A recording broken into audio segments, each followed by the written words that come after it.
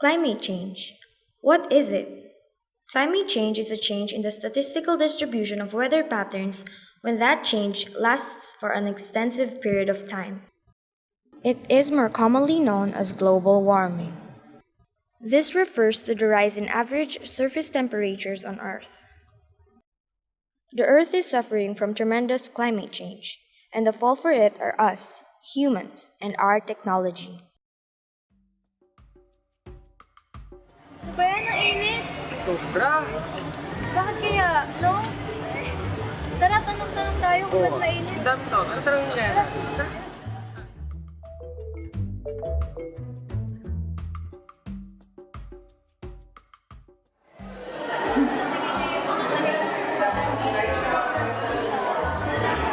Tingin ko sobrang init natin sa Pilipinas.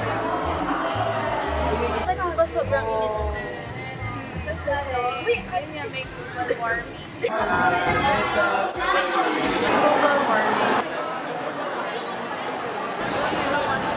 warming. Sa akin kasi,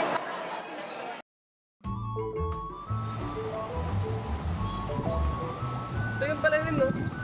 ano na ulit yun? Naku, hindi ka talaga nakikinig. Dami na nga nating interview. Sorry? Yung ano yun? Global warming. Ano nga ulit yung global warming? For 2.5 million years, the Earth's climate has fluctuated, cycling from ice ages to warmer periods. But in the last century, the planet's temperature has risen unusually fast, about 1.2 to 1.4 degrees Fahrenheit. Scientists believe that it's human activity that's driving the temperatures up, a process known as global warming. Ever since the Industrial Revolution began, factories, power plants, and eventually cars have burned fossil fuels such as oil and coal, releasing huge amounts of carbon dioxide and other gases into the atmosphere. These greenhouse gases trap heat near the Earth through a naturally occurring process called greenhouse effect. The greenhouse effect begins with the sun and the energy it radiates to the Earth. The Earth in the atmosphere absorbs some of this energy while the rest is radiated back to space. Naturally occurring gases in the atmosphere trap some of this energy and reflect it back, warming the Earth. Scientists now believe that the greenhouse effect is being intensified with the extra greenhouse gases that the humans have released. Evidence for global warming includes a recent string of very warm years. Scientists report that 1998 was the warmest year in measured history, with 2005 coming in second. As long as industrialized nations consume energy and developing countries increase their fossil fuel consumption, the concentration of greenhouse gases in the atmosphere will continue to rise.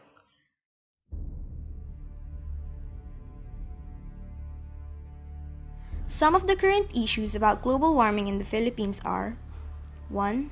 More intense El Nino. Some 42% of the Philippines is currently experiencing drought or dry spells brought on by El Nino effect. As of April 15, 2016, 39 provinces, cities, municipalities, and villages have declared a state of calamity. The worst affected areas are Mindanao and the Visayan region. According to United Nations Office for the Coordination of Humanitarian Affairs, around 181,687 farmers and 224,834 hectares of agricultural land have been affected since January 2016. Already, an estimated 81 million Swiss francs or almost 4 billion pesos in agricultural production has been lost. Rainfall for March was again well below normal. 2. Sea surface temperature rise. The Global Climate Risk Index 2015 listed the Philippines as the #1 most affected country by climate change using 2013's data. This is thanks in part to its geography. The Philippines is located in the western Pacific Ocean, surrounded by naturally warm waters that will likely get even warmer as average sea surface temperatures continue to rise. As the ocean's surface temperature increases over time from the effects of climate change, more and more heat is released into the atmosphere. This additional heat in the ocean and air can lead to stronger and more frequent storms, which is exactly what we've seen in the Philippines over the last decade. 3. Ocean acidification. Global warming is increasing both the temperature and the acidity of the ocean. rising temperatures increase the risk of coral bleaching. When the Philippines suffered its first mass coral bleaching at the end of the 20th century, 80% of the corals around Bolinao were affected. If we continue on a path of high heat trapping emissions, acidity levels could begin to deprive corals of ingredients they need to build skeletons by mid-century. 4. Sea level rise by 2 to 6 meters. Low-lying countries with an abundance of coastlines are at significant risk from rising sea levels resulting from global warming.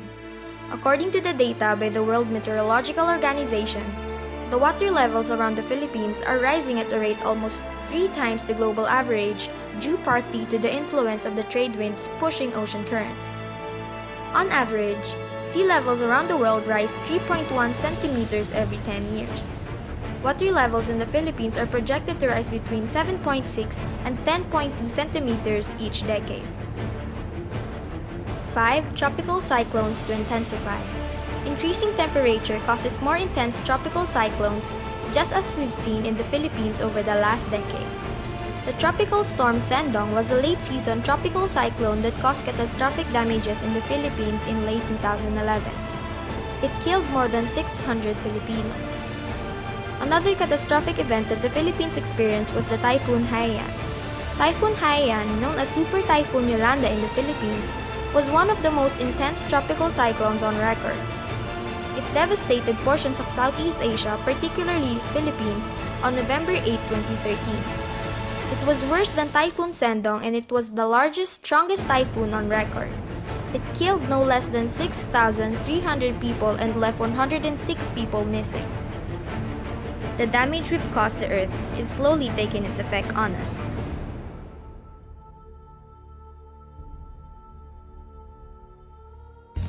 Bagamat walang kategoryang super typhoon ang Pag-asa, abay super typhoon po ang turing ng ibang International Weather Agency sa bagyong Yolanda. At sa mga nakalipas na taon, matinding pinsala po ang iniwan ng ilang malalakas na bagyong tumama sa Pilipinas. Balikan po natin ang mga ito at naway magsilbing leksyon sa atin. Narito po ang report ni Cara David.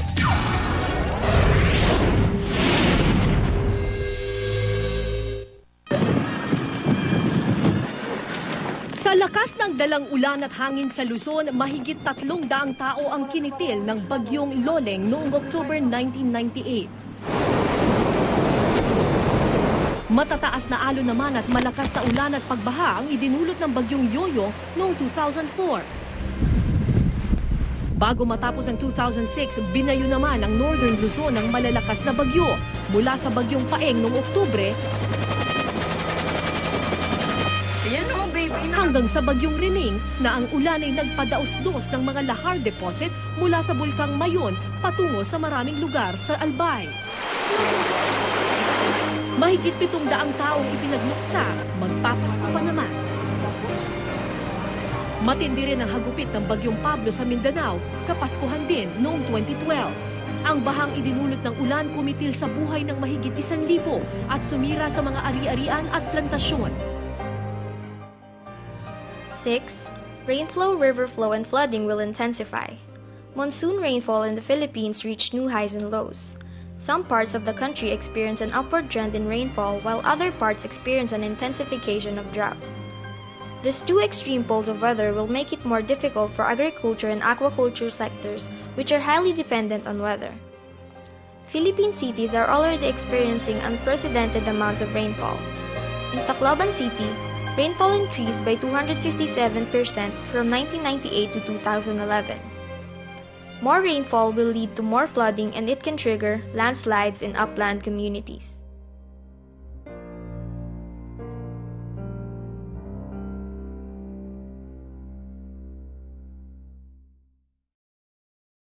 Although much remains to be learned about global warming, many organizations advocate cutting greenhouse gas emissions to reduce the impact of global warming. Consumers can help by saving energy around the house by switching to compact fluorescent light bulbs and driving fewer miles in a car each week. These simple changes may help keep the earth cooler in the future. Also, as students, we can help by doing even the simplest things.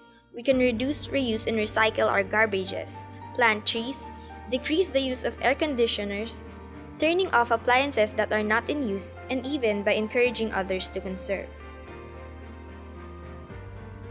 Some other tips on how to prevent global warming. Simpleng pagtapon lang ng basura sa tamang tapunan and iwasan yung paggamit ng mga makakasira sa environment aerosol sprays. So feeling ko machi-change nila yon by reducing yung paggamit ng cars or something, like using rechargeable yung cars, mga ganon, or just walk, parang ganon. Kaya yung one way siguro, pwedeng pagtapon ng basura sa tamang paraan, yung planting more trees, gano'n. Siguro sa akin yung nasa simpleng bagay lang, yung basura mo, minsan kailangan, kahit yung balat ng candy, ibulsa mo na lang, istapo mo sa tamang basura. At tapos kung may sasakyan ka naman, siguro kung mag-isa ka lang, mas maganda mag-commute ka na lang or kung sakaling mag-bike, mas yung biking hindi ka sa pollution. Kasi kung may sasakyan ka naman, siguro limitahan mo kung naka-parking ka, i-park mo na lang nang hindi nakabukas yung makina para yung emission nun hindi kasi nakakano din sa air pollution. Pwedeng makahelp through simple ways, kumari instead of sumasakay ng cars, pwede lang mag-bike, kaya hindi pagtatapos ng basura sa tamang. As a student, pwede tayo magtanim ng puno or kahit plant lang as a project. Tapos, kailangan natin alagaan for the whole year. Tapos, pag buhay pa yung plant natin, may grades tayo. Siyempre, alamin ko muna kung ano yung limitations ko kasi para ma-execute ko ng maayos yung pag-alaga ng earth. Like yung pag-plants ng trees. Tapos, kahit yung simpleng bagay lang ng pagtatapon ng basura sa tamang. Sa aking palagay, isa sa mga pwede natin gawin bilang estudyante ay magsimula tayo sa maliliit na bagay katulad ng pagpupulot ng mga basura kapag may nakita na dyan at segregate nito sa basurahan. Dahil sa simpleng simpleng bagay na yun, alam ko makakatulong tayo sa pagbawas ng global warming. Ikaw po ate, ano sa tingin mo? Sa akin kasi parang mas maganda kung bawasan muna yung paggamit ng aircon. Yun lang. Well, I think one of the major things we can do is to actually promote alternative energy resources.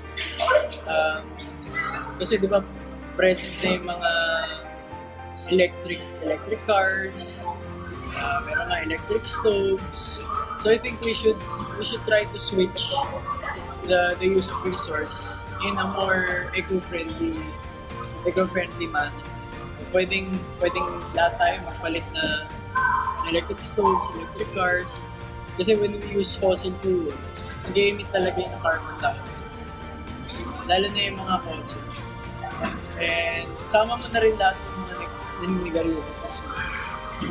All of these contribute to the total carbon dioxide that we have here in our world.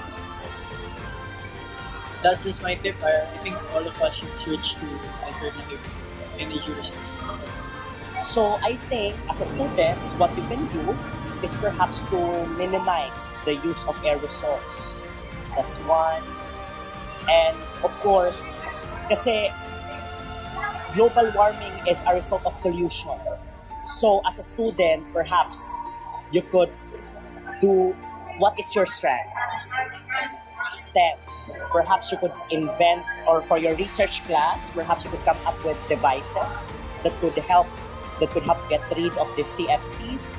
Or if not, if you're a math student, perhaps you can engage yourself in doing artworks that would advocate environmental cleanup and the prevention of and to avoid the use of the CFCs and all. So yeah. If we don't act now, we may not be able to save our planet for the next generation.